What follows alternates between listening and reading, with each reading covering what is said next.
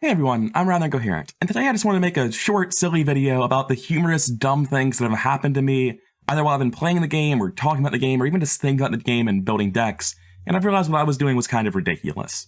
This would be a bunch of separate clips with no real connection between them, just things that I found humorous in the process of playing ARKAHM recently.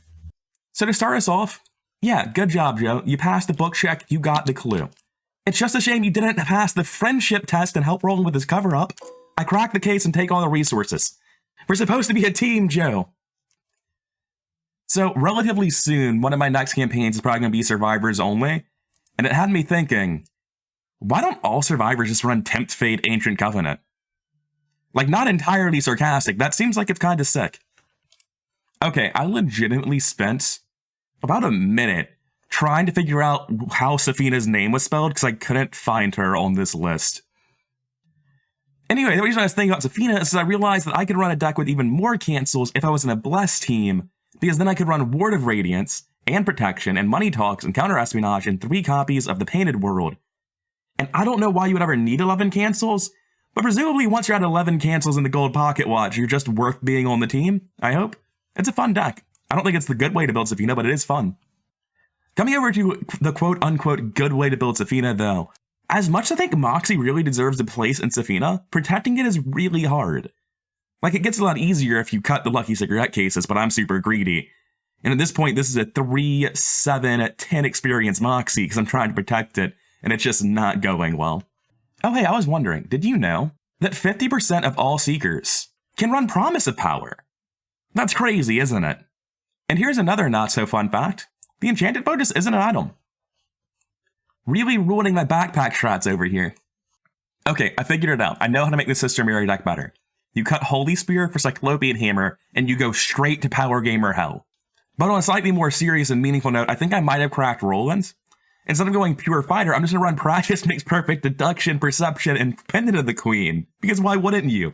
What? No, I'm not cutting Combat Training and Well Prepared, I'm cutting Vicious Blow. Are you crazy? We need this. This is super important. You know what the worst part of Undimensioned and Unseen is?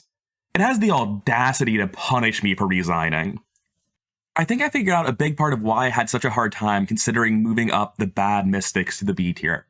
And it's because for a really long time they were all at the top of my C tier, and I honestly thought of C tier as bad Mystic tier. But I figured out the solution. We just make B tier the bad Mystic tier, and now it all makes sense again.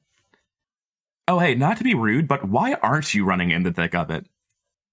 Anyway, I finally got around to really looking at the parallel investigators and trying to see if I could get solid, meaningful opinions on them, so I ranked them all.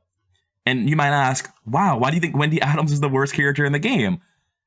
To which I respond, I don't. She's just the only character where I look at her and I'm like, wow, this is Greek to me. Every other character in the game, I have some ability to understand what they do when I look at them. Wendy Adams is just this nonsense thought puzzle that I just don't understand. Parallel Wendy is a nightmare for me and I hate thinking about her.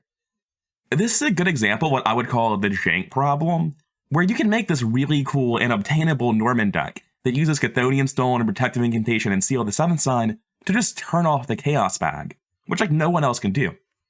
Technically any Mystic can do this stuff, but most Mystics need their Arcane slots so they really can't, whereas Norman Withers gets to have a 5-book deck with Deduction in it and still kind of carry his weight. Like, he's not the best Cluever in the world, but this provides a lot of value that's kind of hard to quantify. It's a really strong, janky thing you can do. But then I look at the normal 13 experience Norman Withers deck that is actually complete. There's nothing that I really feel the need to add to this deck. And it's real hard for me to explain to you why I'm running the other deck. Although since this is only a 13 experience deck and a little bit of it is overlapped, there is an argument to be made that you can start off by playing this deck, bank 30 experience, and then a hard transition to this deck once you're done, which would be really funny for your teammates if nothing else. Oh, how's my Diana deck going, you ask? Well, you know, it's up to 38 cards and 82 experience, but I promise I'm making a real deck and not just losing my mind. It's this really cool flex deck. It only has 3 cards to deal damage, but... oh, it also only has 3 cards that find clues? Well, I guess it doesn't do anything then, does it? You'd think a deck that has this much stuff in it would actually do something. You might ask, for my upcoming campaign, do you really need 4 copies of Ward of Protection on both characters and a Watchful piece? To which I'll respond, I don't have much faith in these characters, but I've got faith in anyone if there's no Mythos deck. I think I've settled that I should probably put Roland in my S tier, because everyone else is over here playing Arkham Horror. But Roland is the only character that can use Cyclopean Hammer, knock someone 2 locations away, teleport to the location with Pendant of the Queen, knock them back to where they started, double shortcut to where they originally were, and then knock them out of their location again for his last action. Everyone else is playing Arkham Horror, but Roland is legitimately the only character in the game playing ping pong. And one last rhetorical question. What's the point of this video? There really isn't one. If you enjoyed the video, then you know the drill. I'll see you in the next one.